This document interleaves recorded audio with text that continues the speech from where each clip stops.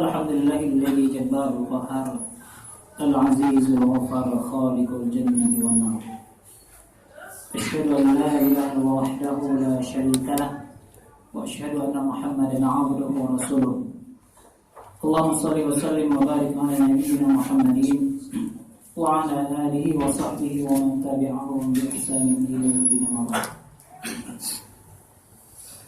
Qala Allah ta'ala fil Qur'anil Karim, a'udzu billahi minasyaitonir rajim.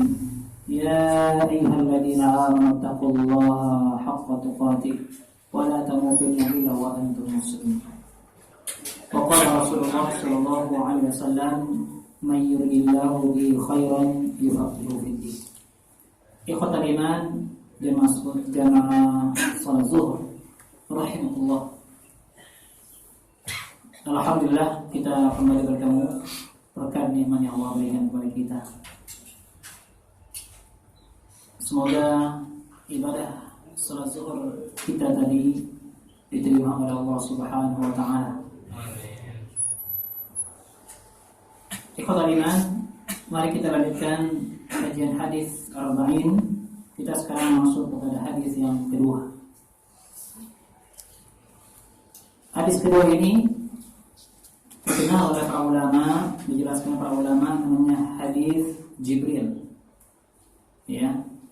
Karena Jibril turun tangan untuk mengajarkan agama din kepada para sahabat ketika itu.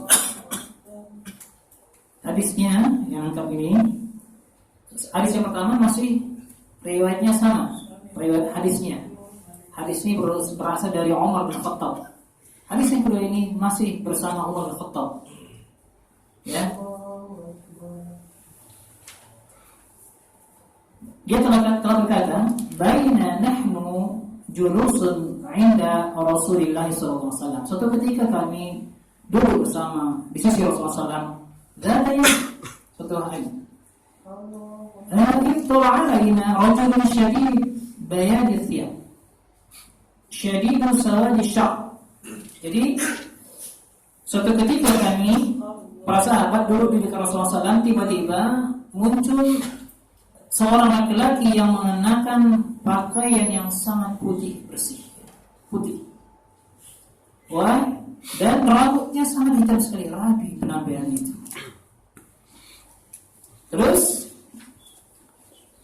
la yu'alaihi athar safar, wa la ya'rifuhu min ahadun.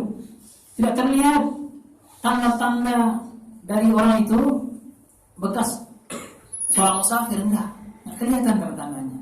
Dan kami tidak mengetahui salah seorang satu pun apa di antara kami nggak tahu siapa itu orang itu. Hatta sampai jalasa ila Nabi SAW, langsung duduk dengan SAW, fasnada rukbatayhi ila rukbatayhi. Jadi orang itu ia segera duduk di hadapan Nabi SAW, lalu lututnya disandarkan kepada lutut Nabi SAW. Ya, dekat sekali. Terus, wada'a kaffayhi 'ala fakhidayhi. Orang itu meletakkan kedua tangannya di atas paha Nabi SAW. Ya, ya. Berarti kalau kita dekat dengan saudara kita itu, dia lutut ketemu lutut, terus meletakkan. Pengen gitu ya. Kayak orang-orang yang melas kasihan pengen gitu. Nah, apa yang dikatakan? Waqala, dia berkata, "Ya Muhammad, wahai Muhammad, akhbirni 'anil Islam." Kabarkan kepada saya tentang Islam itu siapa? Lalu Rasulullah SAW tidak mengatakan kamu dari mana, enggak. Makanya ini penting. Dialog langsung. Ketika ada seorang bertanya dan kalau ilmu sudah langsung dapat, langsung kasih kabar. Enggak perlu neko-neko. Apa kata Rasulullah SAW? Al-Islamu an tashhada an la ilaha illallah wa anna Muhammad Rasulullah. Engkau bersaksi bahwa tiada Tuhan yang berhak diibadahi dengan benar kecuali Allah, dan Nabi Muhammad adalah utusan Allah.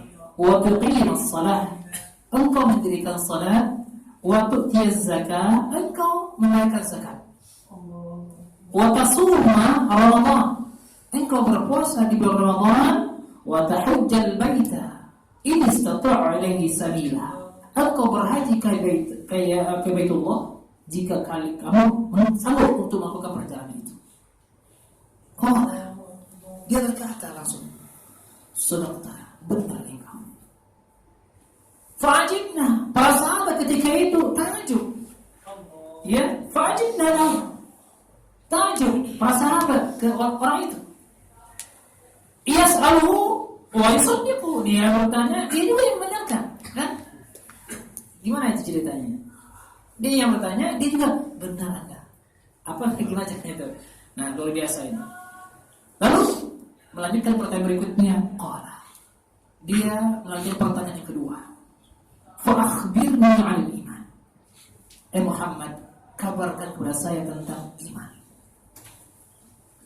Rasulullah SAW mengatakan, antu'mina billah, engkau beriman kepada Allah, wa malaikatihi, wa kutubihi, wa rusulihi, engkau beriman kepada Allah, beriman kepada malaikatnya, kitab-kitabnya, para rasulnya, wal yaumil akhir, beriman kepada hari akhir, wa tu'mina bil qadri khairi wa syarri, engkau beriman kepada takdir baik maupun buruk. Qala sadaqta, dia berkata, benar Anda. Qala, dia langsung juga menyangka pertanyaan berikutnya, fa akhbirni 'anil ihsan, kabarkan kepada saya apa itu ihsan. Qala an ta'budallah ka'annaka tarahu. Ya, hendaklah kamu menyembah Allah itu seolah-olah kamu melihat Allah. Fa illam takun tara, jika kamu enggak sanggup melihat Allah, yakin fa innahu yaraka, kamu karena maka sungguhnya dia pasti melihatmu. Qala fa akhbirni 'anis sa'ah. Timbul pertanyaan berikutnya, Muhammad, kabarkan kepada saya kapan kiamat terjadi. Wah, nah ini pertanyaan ini, waduh, ini gara-gara kemana Rasulullah? Ya, apa kata Rasulullah? Mal mas'ulu anha bi'a'lama minas sa'il. Ya, orang yang ditanya tidak lebih tahu daripada orang yang bertanya. Nah itu. Akan itu Muhammad, fa'akhbirni an amaratiha. Kalau begitu kasih kabar tanda-tandanya sama saya. Nah, kalau tanda-tandanya saya tahu, kata Rasulullah SAW. Qala antalidal amatu rabbataha. Ya, tanda-tandanya jika seorang budak wanita telah melahirkan tuannya. Wa antaral hufatal uratal alata ri'a'a asy-sya'i yatatawaluna fil bunyan. Jika engkau melihat orang yang telanjang kaki tanpa memakai baju, miskin papa serta penggembala kambing. Nah ini dia di masyarakat Arab itu, dulu itu orang-orang besar yang sekarang ini, raja-raja yang berkembang saat ini, yang orang Pulau Barat itu, dulu itu miskin papa. Nah itu. Nah, apa yang terjadi? Nah, kamu lihat kan nanti ketika kamu melihat orang-orang telanjang, miskin papa ya, terus pengembala kambing telah saling berlomba dalam mendirikan bangunan Mekah yang milik. Lihat bangunan yang dalam saat ini. Apa yang terjadi? Dubai. Coba lihat Dubai saat ini. Gedungan yang paling tertinggi di dunia sekarang ini. Berapa itu? Berapa jaraknya? Anda pernah itu dengar infonya? Berapa tingginya itu? 1 kilo. Hah? Berapa? Berapa? Hampir 1000 kilo ya? Apa? 1000 meter ya? Sekilo ya? Ya. Nah ini tuh. Terus kemudian laki-laki thumman talaqa falabithtu maliyan. Kemudian laki-laki tersebut segera pergi. Setelah melakukan bertanya, ya, beberapa pertanyaan, ya, setelah diajak oleh Rasulullah langsung maliyan, langsung pergi. Kemudian Rasulullah bersabda kepada sahabat, terutama kepada Umar, "Ya Umar, atadri man as-sa'il?"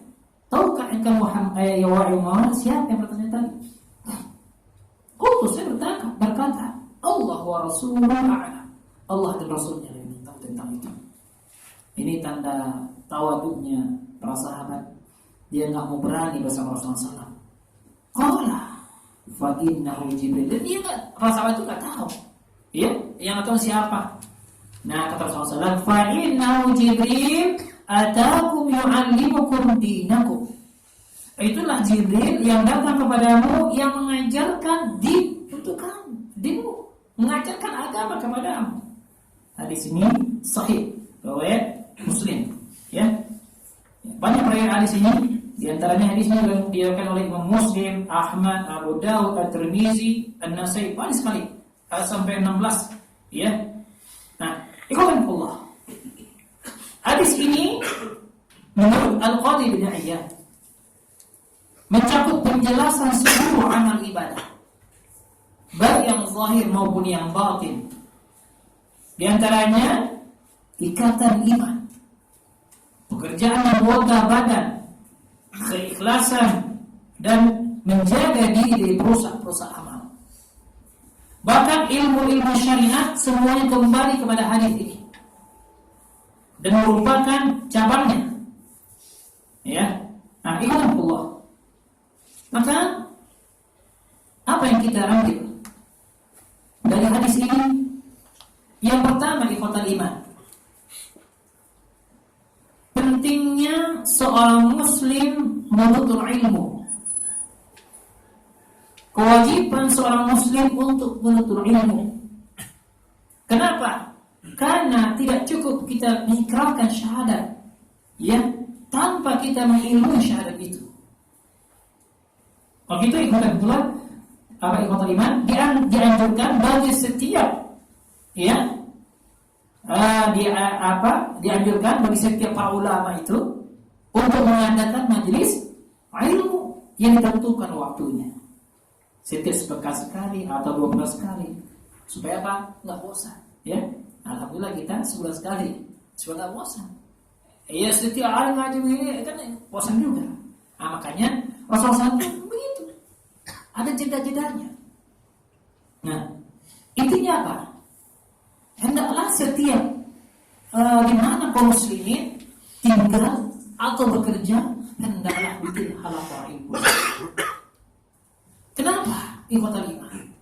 Makanya di antara kata Rasulullah SAW, "May yuridillahu bihi khairan yufaqihu fid-din."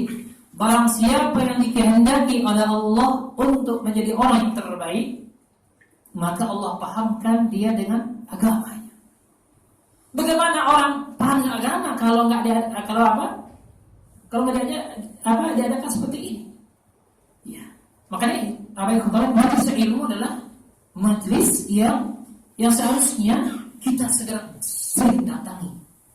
Ya, kenapa? Karena dengan ilmu kita akan tahu mana yang halal, mana yang haram, mana jalan ke surga, mana jalan ke neraka. Nah, lihat bagaimana Jibril alaihissalam antusias untuk minta pengajaran, ya, minta ilmu, minta diajari. Lihat, ini Jibril datang kepada kita, kepada para sahabat ketika itu untuk apa? Untuk memberikan contoh kepada para sahabat. Begitulah seharusnya seseorang datang untuk menemui ilmu. Bukan ilmu itu, ya kan? Sebetulnya, ya, idealnya gitu, ya. Harus kita datang, ya. Sebab dalam hadis itu diterangkan apa? Man salaka tariqan yaltamisu fihi 'ilman sahalallahu lahu bihi tariqan ila jannah. Barang siapa yang berjalan, ya berarti apa? Salak itu artinya jalan, berjalan, menapaki, ya. Untuk apa? Untuk di mana ilmu diajarkan di situ, maka Allah akan mudahkan jalan menuju surga Allah SWT. Ini keutamaan orang-orang yang berjalan menuju ilmu. Begitu juga kata Rasulullah dalam hadis yang lain, "Man kharaja fi talabil ilmi fa huwa fi sabilillah hatta yarji." Barang siapa yang keluar dari rumahnya untuk rangka untuk mencari ilmu, maka dia berada di jalan Allah sampai dia pulang lagi. Bukan itu saja keutamanya, bahkan Bahkan ya, malaikat Allah Subhanahu wa taala hadir bersama kita. Ya, untuk apa? Untuk menikmati ilmu yang disampaikan oleh para ulama. Ya, yang disampaikan oleh para ulama. Ya, ilmu yang disampaikan kepada Al-Qur'an dan Sunnah Rasulullah SAW. Nah, ini yang pertama. Makanya setiap Muslim wajib menuntut ilmu. Wajib dia mengetahui ilmu tentang agamanya. Maka Rasulullah SAW mewajibkan dalam hadis yang ada Muslim, talabul ilmi faridatun ala kulli muslim. Menuntut ilmu itu wajib bagi setiap muslim, baik yang laki-laki maupun wanita. Nah, gitu. Terus yang kedua, yang kelima. Ya. Dari hadis Jibril ini kita lihat bagaimana Jibril penampilannya bagaimana tadi? Penampilannya bagus. Jangan kasar kusut gitu ya. Penampilannya bagus. Berarti apa? Begitulah yang kita contoh. Artinya ketika hendak masuk masjid atau akan hadir majelis ilmu, disunahkan memakai pakaian yang rapi. Ini habis habis olahraga, habis mau tidur dipakai mau majelis ilmu, itu enggak mungkin. Nah itu. Nah ini kita masalah. Ya, memakai pakaian rapi, bersih dan memakai minyak wangi itu dianjurkan. Pakaian rapi, ya, bersih. Kenapa? Karena siap untuk dipakai untuk beribadah kepada Allah SWT. Begitulah cara kita memuliakan ilmu. Dan juga wangian ini, makanya dianjurkan bagi kaum laki-laki itu, ya, untuk memakai minyak wangi. Sudah siap di saku masing-masing ya, minyak wangi ya. Ya, pakai itu gitu. Apa itu silver, sultan tersebut gitu ya? Ya, malaikat suruh banyak minyak wangi itu ya. Itu dianjurkan. Rasulullah SAW itu tidak lepas setiap dalam sejarah itu Rasulullah SAW itu di mana saja Rasulullah SAW itu harum. Ternyata Rasulullah SAW itu memakai minyak wangi setiap saat. Sampai Rasulullah SAW, kecintaan saya adalah minyak wangi. Ya gitu. Terus menikah wanita. Rasulullah SAW seperti itu. Minyak wangi ini adalah lambang untuk supaya seperti lambang orang soleh lah, begitu ya. Diumpamakan, makanya orang yang berkumpul, orang yang perumpamaan persahabatan itu berkumpul dengan orang soleh seperti penjual minyak wangi. Ya, jangan bau ketika habis makan jengkol, petai gitu ya, ngadiri majelis ilmu, rusak jadi majelis ilmu. Ya, orang-orangnya yang hadir, waduh, ini siapa nih yang bawa jengkol? Kan gitu. Nah, jangankan manusia yang nggak suka, malaikat pun terganggu dengan bau itu. Makanya hukum ini dianjurkan agama kita ini. Nah, ini fitrah, ya. Nah, makanya terus berikutnya bersikap baik dan sopan dari ilmu di hadapan para ulama adalah perilaku yang sangat baik. Nah, lihat, Jibril saja mendatangi Muhammad dengan sebaik penampilan dan sikap yang mulia, dekat. Makanya dianjurkan untuk mendekat. Itu sunahnya supaya apa? Supaya ya yang disampaikan, ilmu yang disampaikan itu jelas. Jangan sayup-sayup sampai. Ya. Kadang-kadang kan gini, banyak. Jangan kalau orang Jumatan gitu ya, datang lebih awal, ya. Dia belum tahu dengan ilmunya. Dia datang awal, tapi salah memilih tempat duduknya. Dia paling belakang duduk. Datang lebih awal, pulang paling awal juga. Iya. Bahkan dia berkata kepada temannya, sampai ini aliran apa ini? Kenapa? Kok Jumatan nggak pakai khutbah? Ente kemana saja? Ternyata pas tidur, awal datang tidur sampai mau sholat baru bangun. Nah dia bilang, ini aliran apa? Aliran sunnah nggak ya gitu ya? Ternyata apa? Dia tidur. Jadi kadang-kadang ini yang terjadi pada kaum muslimin. Makanya hendaklah ya diilmui ketika Jumatan Yang kita inginkan di mata itu amal-amalan yang dianjurkan oleh Rasulullah SAW kita. Baik, ikhwanullah.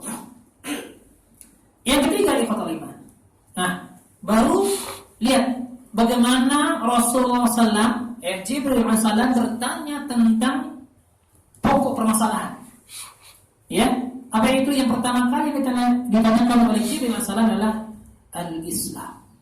Akhbirni anil Islam. Kasih tahu kepada saya apa itu Islam. Nah, dengan pertanyaan ini, ikhwatul iman, ketika seseorang ditanya, tahu nggak apa itu Islam? Sebutlah rukun Islam itu, selesai. Itu udah gampang, enak. Ya, itu gampang. Antashhadu an la ilaha illallah wa anna Muhammad Rasulullah wa tuqimas salat wa tu'tiz zakat wa tasuma Ramadan wa tahujjal baiti in istata' ilaihi sabila. Sebut rukun Islam. Itu Islam. Nah, itu. Tapi para ulama menjelaskan kepada kita secara etimologi, ya, secara bahasa, Islam itu berarti tunduk dan patuh. Ya, sesuai dengan namanya taslim. Aslama yuslimu islaman, tunduk patuh. Nah, itu Islam. Makanya kalau kita sebagai seorang muslim berarti dia patuh, taat, tunduk, walaupun itu bertentangan dengan hawa nafsunya.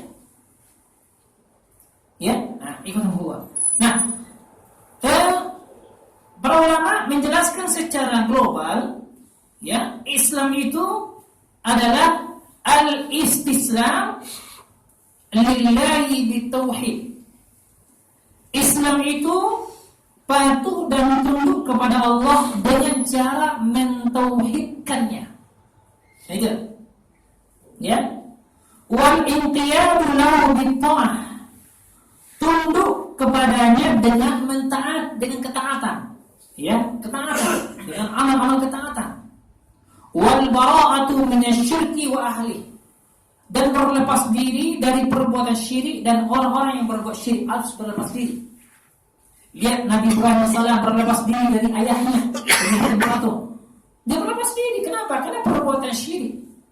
Ya, makanya bara itu berlepas diri. Nah, makanya dalam akidah kita itu ada pelajaran akidah masalah tentang al-wala wal bara. Al-wala itu apa? Loyalitas kita ke siapa? Wal bara, berlepas diri ke siapa? Berlepas diri dari apa kita? Nah, berlepas diri dari perbuatan syirik dan orang-orang yang berbuat syirik. Kita wajib berlepas diri. Nah, itulah Islam. Nah, ikut Allah. Nah, dalam hadis ini Nabi SAW mendefinisikan Islam dengan amal-amal anggota badan yang tampak berupa ketaatan dan perbuatan. Ya, nah inilah apa yang dilandaskan 5 dasar. Ya, 5 dasar. Ya, pertama apa?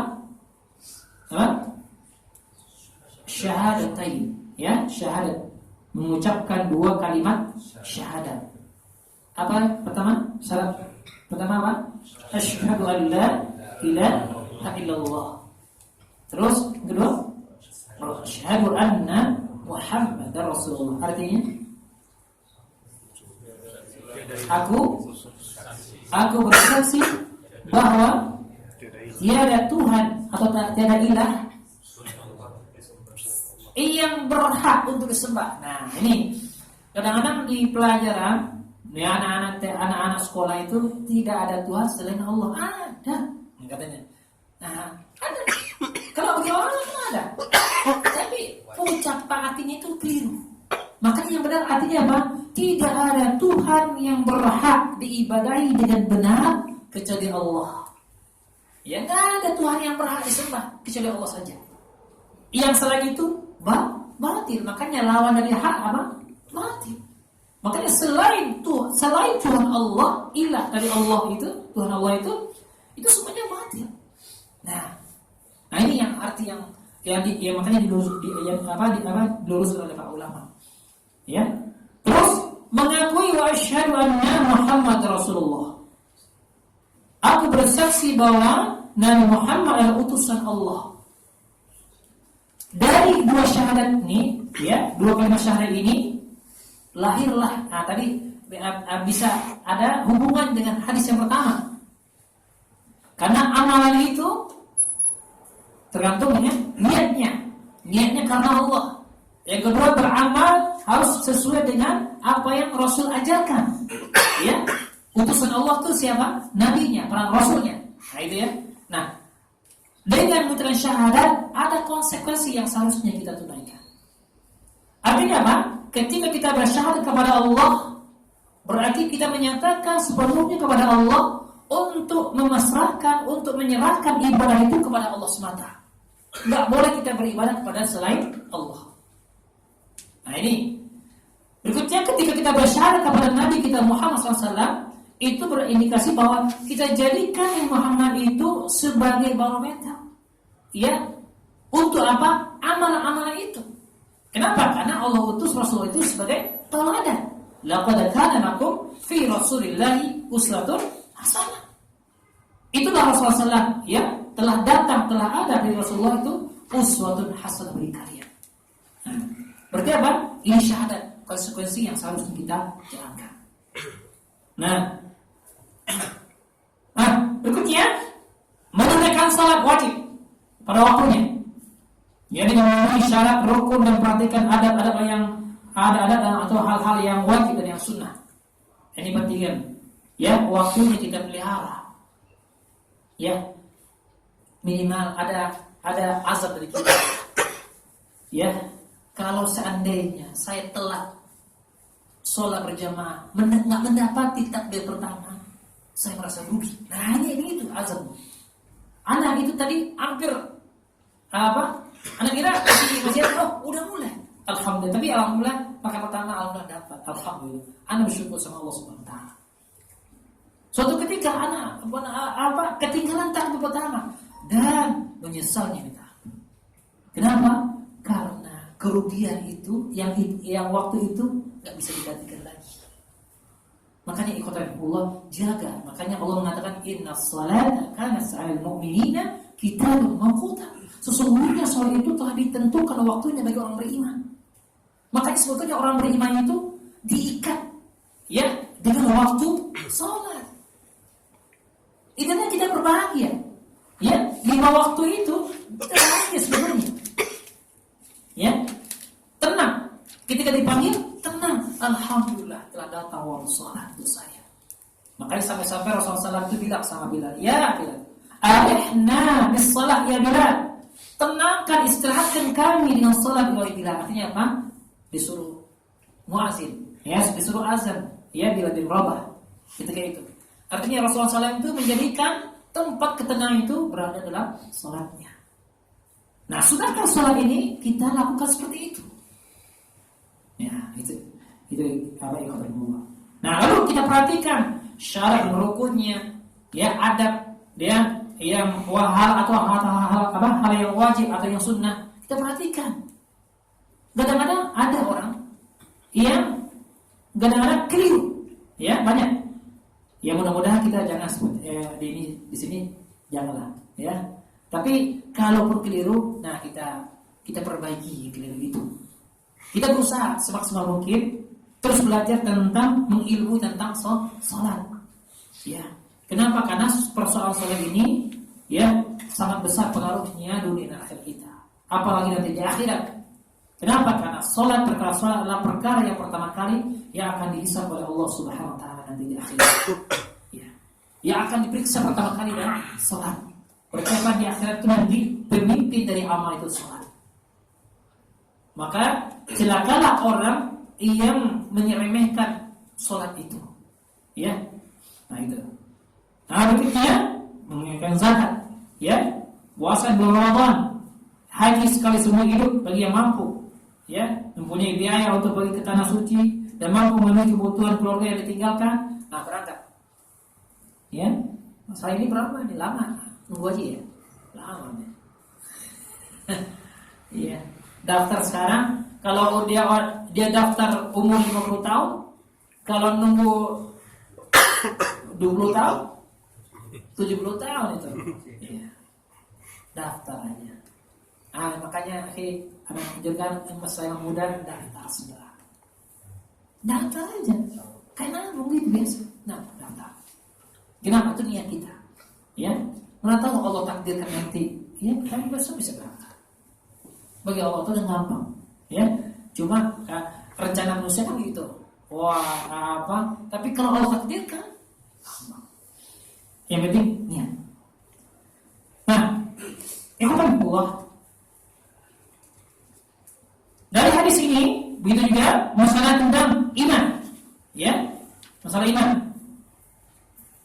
ya, iman ini maknanya apa? Para ulama menjelaskan kepada kita, al-iman tasdiq, membenarkan atau pengakuan dan pembenaran dalam hati, ya. Makanya Rasulullah SAW mendefinisikan iman ini sebagai keyakinan yang ada dalam batin kita. Makanya ini amalan batin. Kalau rukun Islam tadi amalan zahir. Kalau rukun iman amalan batin. Makanya dalam Al-Sunnah berkeyakinan bahwa iman adalah perkataan, perbuatan serta kehendak hati. Dan sesungguhnya amal perbuatan termasuk dalam bagian dari iman itu. Makanya melalui penjelasan ini, maka kita dapat memahami bahwa iman dan Islam adalah dua hal yang berbeda, secara etimologi maupun secara terminologi. Pada dasarnya, jika berbeda nama tertentu, berbeda makna. Nah, meskipun demikian, tidak jarang dipergunakan dengan arti yang sama. Islam berarti iman dan sebaliknya. Keduanya saling melengkapi. Iman menjadi sia-sia tanpa Islam, demikian juga sebaliknya. Apabila nama keduanya dipisah, maka yang lain masuk ke dalam pengertiannya, ya, dan menunjukkan pada apa yang ditunjukkan oleh yang lain ketika berdiri sendiri. Maka ikatan Rasulullah, definisi iman adalah pembenaran hati disertai penetapannya dan pengetahuannya. Itu iman. Nah, makanya dalam bahasa yang dijelaskan para ulama itu, al-imanu tasdiqu bil qalbi wa iqrarun bil lisan wa amalu bil arkan.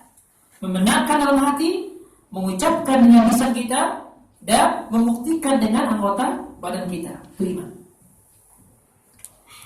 Nah, lalu amal termasuk ke dalam iman merupakan ini yang kita. Amal itu termasuk ke dalam iman. Sebagaimana Rasulullah telah bersabda, al-imanu bid'u wa sab'una aw bid'u wa sittuna syu'bah. Iman itu memiliki 70 cabang lebih atau 60 cabang lebih.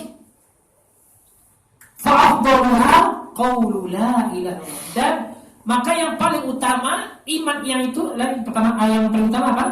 Perkataan apa? La ilaha illallah. Wa adnaha imatatul adza 'anil thariq. Yang paling rendah itu menyingkirkan gangguan dari jalan. Luar biasa. Jadi ketika antum yang mengganggu jalan manusia, sesuatu paku atau beling, yaitu antum singkirin, itu berarti iman. Itu iman, bagian dari iman itu. Nah, itu iman yang paling rendah, ya, gitu. Wal haya'u syu'batun minal iman, dan malu itu bagian dari cabang keimanan. Nah, dalam ini, ya, menyingkirkan gangguan merupakan bentuk perbuatan dan beliau memasukkannya ke dalam iman. Rasulullah SAW memasukkannya dalam iman. Berarti di sini Islam ini mengajarkan yang luar biasa. Tapi kita nggak habis pikir. Dengan coba kita lihat, anak kurang sepakat kalau ada polisi tidur. Ya, di Indonesia ini banyak polisinya tidur. Iya. Coba lihat. Saya ingin tanya. Kalau seorang itu kan pengen kalau jalan itu lancar, pengen cepat kan. Terus kalau polisi tidur, kalau ada orang dalam kondisi sakara atau orang yang hamil mau melahirkan cepat, terus nggak bisa cepat, gimana cerita? Inilah. Makanya di Indonesia ini banyak yang keliru. Makanya itu saya bilang kalau polisi tidur itu dosa sosial itu bahaya. Ya, dosa sosial. Iya. Makanya Aduh, iya, gimana? Antum terasa di sini kalau ada polisi tidur? Apalagi nih, kesiangan antum, banyak kerja, gimana ceritanya? Kasihan. Gitu. Nah ini, itu kan menyingkirkan sesuatu di jalan itu. Nah ini sekarang jadi bikin, begitu. Ya, coba kalau di tol itu bikin polisi itu dulu gimana tuh? Apa dia parah lagi ya? Nah, makanya ini penting bagi kita. Ini amalan. Makanya nanti di akhirat ada keutamaannya orang menyingkirkan itu tuh, menyingkirkan duri di jalan itu ada keutamaan tersendiri. Di akhirat itu di surga itu nanti ada orang yang mondar-mandir di surga itu, pokoknya menikmatilah sebuah tempat itu, dia sering datang ke situ. Ternyata itu imbalan bagi orang-orang yang sering menyingkirkan sesuatu yang membahayakan manusia di dunia ketika itu. Insya Allah luar biasa. Ini amal soleh. Dan ini bagian dari iman. Nah, dan juga ikhwatul iman, Ahlus Sunnah wal Jamaah sepakat bahwa iman dapat bertambah, dapat berkurang. Al-iman yazid wa yanqus.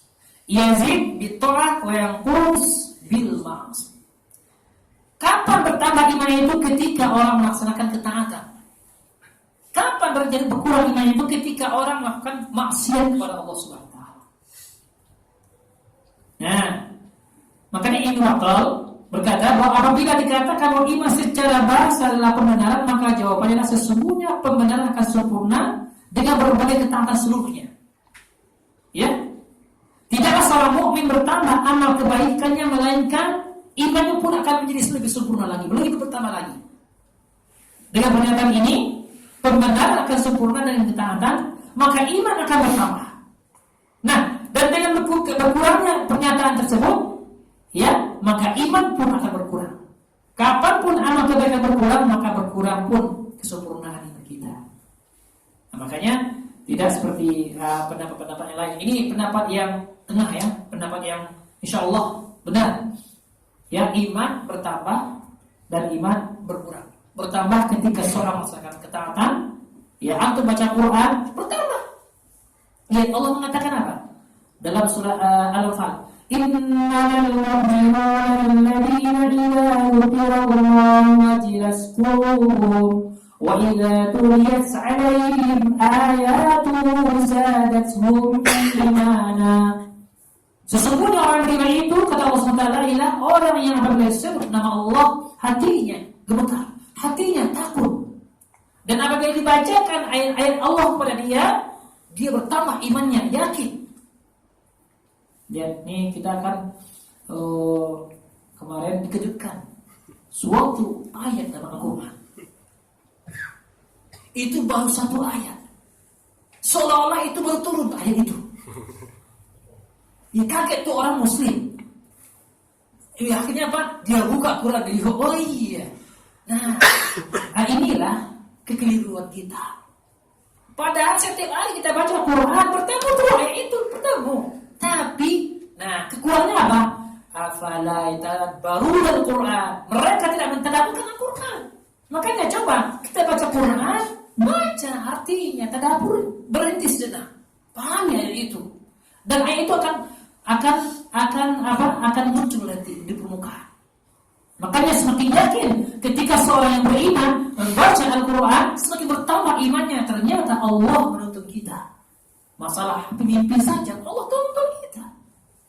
Makanya kalau ada yang protes, nah protes sama Allah SWT, silakan.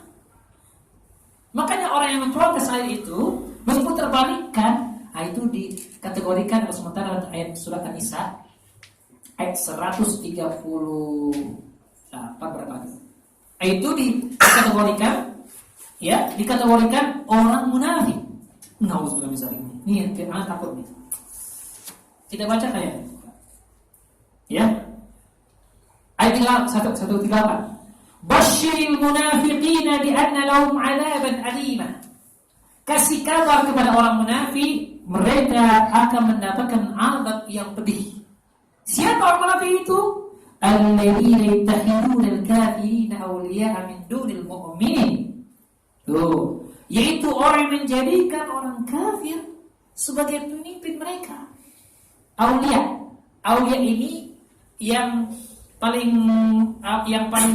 rendah itu teman setia. Tuh lihat, teman setia saja dilarang oleh Allah SWT. Teman dekat, akrab, benar tuh. Sama saudaranya berantem. Itu sama musuhnya sendiri, dia bersama setia. Nah, sahabat setia, teman dekat saja dilarang Allah SWT, apalagi kalau dipimpin. Nah itu. Terus meninggalkan orang beriman.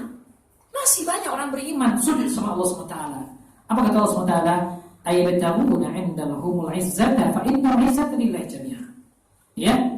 Ya, apakah mereka mencari kekuatan di sisi orang itu? Padahal kekuatan di sisi Allah hanya semata. Ya. Ini ayatnya luar biasa ini. Banyak pernyataan Allah SWT. Nah, itu ini untuk apa? Untuk mereka untuk menambah iman kita. Makanya kalau ada ucapan yang menentang ayat sesuatu itu, berarti apa? Dia sedang bermaksiat sama Allah SWT. Dan ketika bermaksiat sama Allah SWT, ketika itu dia imannya berkurang. Nah, kita jangan sampai itu. Makanya prinsip orang beriman ketika dibacakan Al-Quran, tanya hati kecil kita. Tanya. Ya walaupun itu nggak ada pilihan lagi. Makanya orang beriman itu apa? Cukuplah apa yang Allah tetapkan Al-Quran, ya, dia imani. Yakini. Enggak ada keraguan sedikit pun Al-Quran itu. Hanya orang-orang yang dalam hatinya muncul sifat munafik yang ragu dengan Al-Quran. Makanya diputarbalikkan makna Al-Quran. Nauzubillah. Padahal Al-Quran itu setiap saat kita baca untuk menambah iman kita. Bukan karena Allah mengatakan kepada kita, bagi orang yang membaca Al-Quran disediakan pahala tanpa batas, pernyataan yang tidak akan pernah merugi. Satu huruf dihargai 10 kebaikan. Bayangkan, Masya Allah. Ada orang yang hafal Quran, lebih tinggi lagi tingkatnya. Makanya berbahagialah orang-orang yang bersama dengan Al-Quran. Ya. Nah, ikhwanullah, mengenai rukun iman, ya. Yang pertama, iman kepada Allah. Ya, iman kepada Allah. Sebelum kita bahas ini, mari kita lihat, ya, pernyataan para ulama, ya. Apa kata sebagian para ulama? Contohnya tidaklah Abu Bakar mendahului kalian dalam tingkatan ini dengan banyaknya puasa, tidak juga dengan banyak sholat. Akan tetapi Abu Bakar mendahului kalian dengan sesuatu yang tertanam dalam hatinya. Apa itu? Iman. Makanya iman itu Abu Bakar itu paling terdepan. Kenapa? Imannya yang pertama. Nah, makanya inilah rukun iman. Siapapun yang meyakini, maka ia akan selamat. Dia akan beruntung, dia akan bahagia. Tapi barang siapa yang menentangnya, maka dia akan sesat dan akan merugi. Mana ayatnya? Mari kita baca surah An-Nisa 136. A'udzu billahi minasyaitonir rajim. Ya ayyuhalladzina aminu billahi wa rasulihi. Wahai orang-orang yang beriman, berimanlah kalian kepada Allah seluruhnya, ya. Wa rasulih, beriman kepada rasulnya, wal kitabil ladzi nazzala ala rasulih, dan Alkitab yang telah diturunkan kepada rasulnya, wal kitabil ladzi anzala min qabl, dan Alkitab, kitab yang diturunkan kepada Nabi sebelum Muhammad SAW. Apa kata Allah SWT? Wa man yakfur billah, barang siapa mengingkari keimanan kepada Allah, wa malaikati, kepada malaikatnya, wa kutubi, kitab-kitabnya, wa rusulihi, para rasulnya, wa yaumil akhir, mengingkari beriman kepada hari akhir. Apa pernyataan Allah SWT? Faqad dhalla dhalalan ba'ida, maka dia telah berada dalam kesesatan dhalalan ba'ida, dalam kesesatan, dalam posisi sesat, ba'ida sejauh-jauhnya. Allah menggunakan sangat jauh, ya. Ya, ini menggunakan dalam dalam tajuk itu, ini man aywa, ya, ba'ida, dhalalan ba'ida, gitu.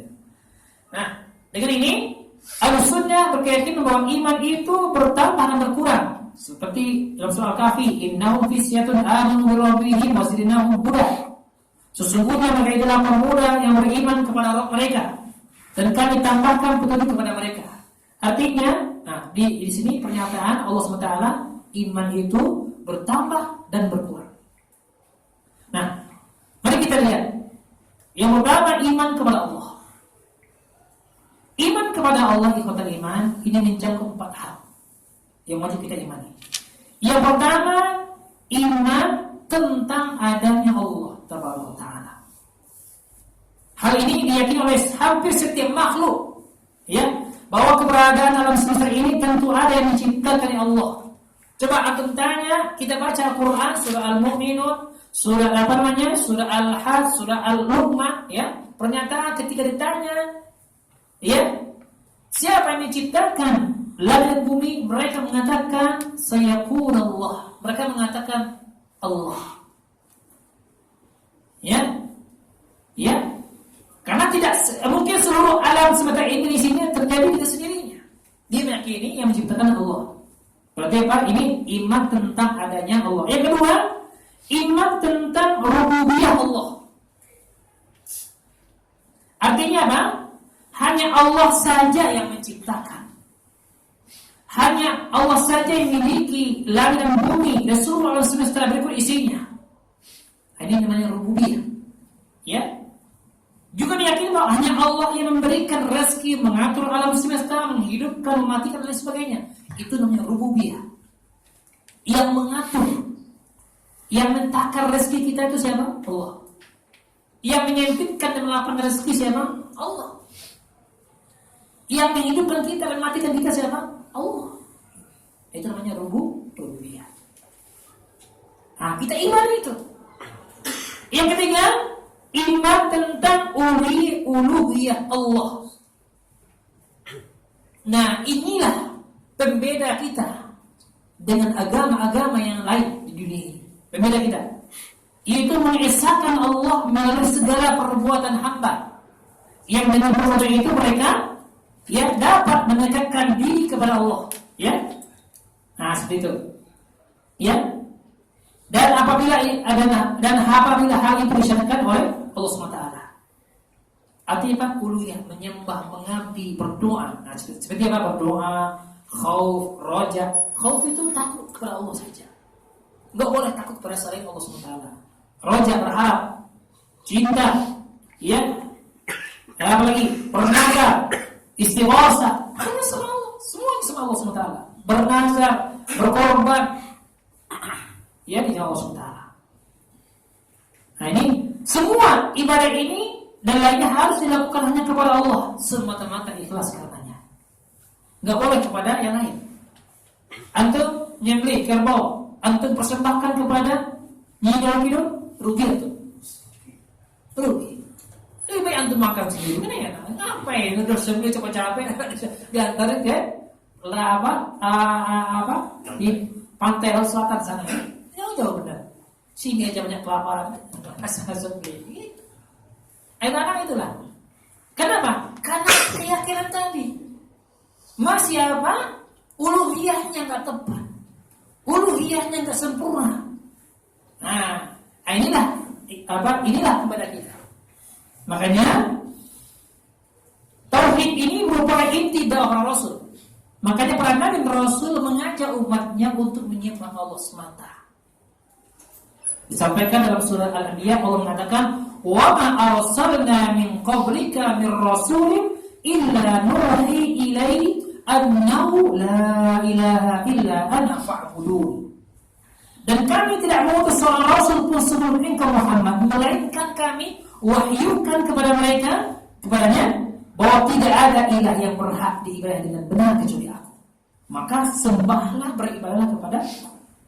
Artinya apa? Nah, ini berarti ini kita mengimani Allah itu dalam uluhiyahnya seperti ini. Nah, makanya jangan sampai takut kita, doa kita persembahkan pada saudara Allah. Jangan. Kenapa? Karena itu mengandung kesyirikan. Nah, inilah bedanya kita. Yang keempat, yaitu mengimani asma dan sifatnya. Ahlus sunnah menetapkan apa-apa yang Allah dan Rasulnya telah menetapkan atas dirinya, baik dengan nama-nama maupun sifat Allah, mensucikan segala aib dan kekurangan. Gak boleh kita samakan Allah dengan makhluk, gak boleh. Ya, ada seseorang dia berdoa. Ya, berdoa. Kalau berdoa, kenapa langsung sama Allah?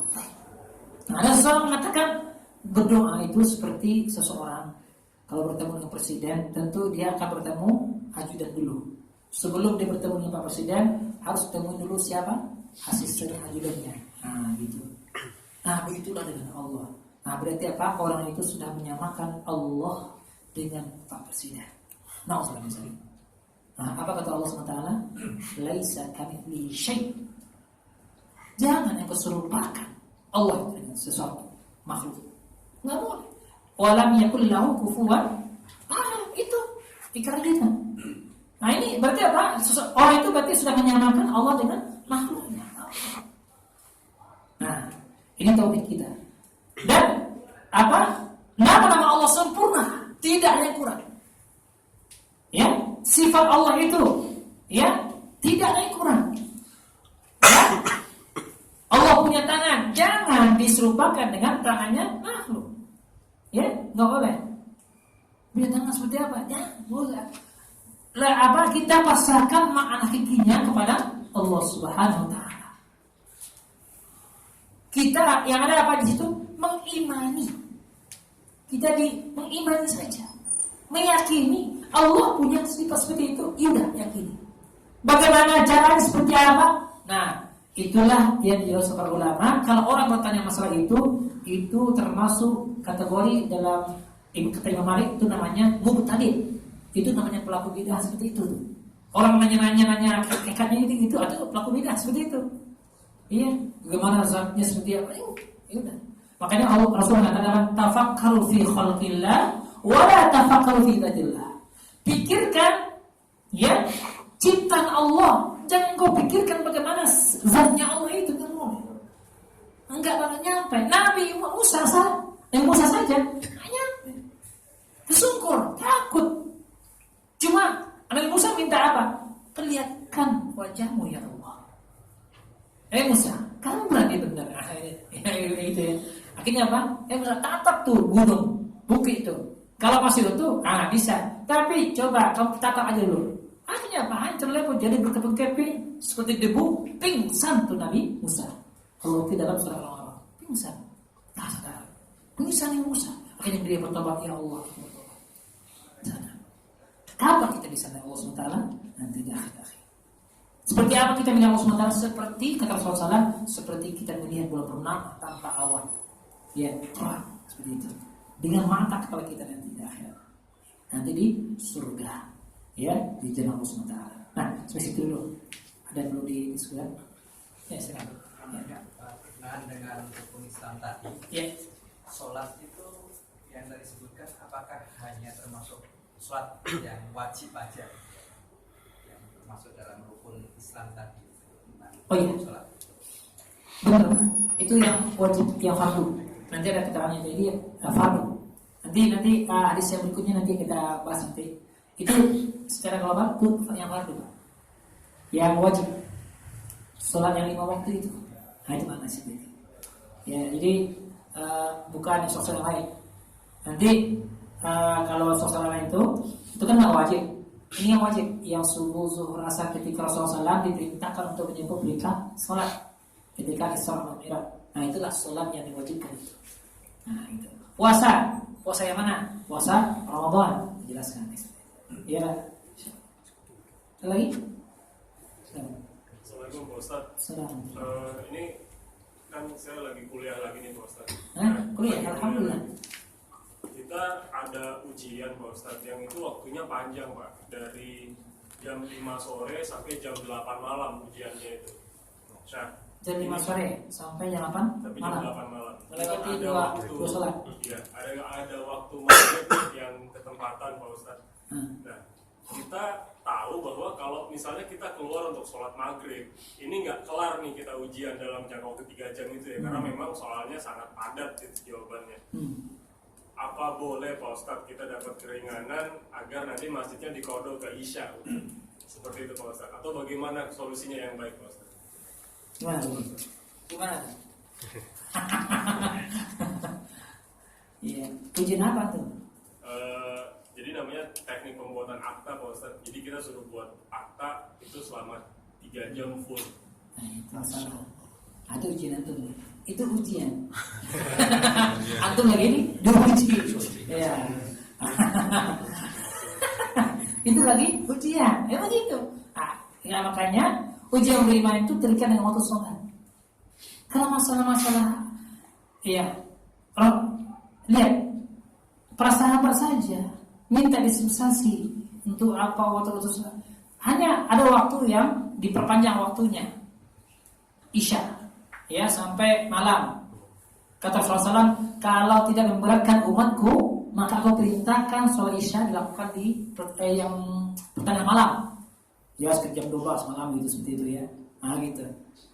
Nah, tapi ingat tadi, yang masalah itu walaupun ada rukun seperti itu yang sholat Isya banyak, tapi yang perlu kita ingat, umur kita yakin nggak sampai, itu masalahnya. Makanya orang yang beriman, ya permasalahan itu harus ditanya dengan waktu sholatnya. Makanya terikat dengan waktu sholatnya. Menurut antum bagaimana? Ana tanya antum. Kalau saya Ragu apa? Gimana?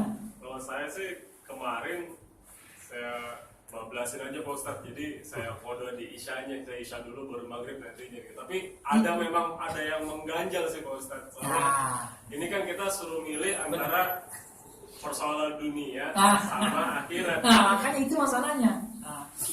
Jadi saran Ana, gunakan tetap hormati waktu sholat itu. Datang ke sholat, udah, insya Allah urusan antum dengan kata sholat tadi, urusan yang masalah kita itu, insya Allah Allah berikan kemudahan. Saran Ana gitu seperti itu, ya, jangan dulu waktu sholat. Dan lagian kalau menjamak sholat itu ada syarat-syaratnya tertentu. Waktu kan ada safar, ada apa itu kan. Ini enggak. Cuma di berada tempat cuma itu doang kan. Apa salahnya? Nah, makanya disarankan minta saran kepada pemuji itulah. Udah. Waktu sholat atau ujiannya dimajuin atau dimundurin. Iya. Pokoknya maghrib isya itu kan waktunya pendek. Iya. Udah. Dimajuin aja. Iya, dimundurin aja sampai jam 9, jam 10 enggak masalah.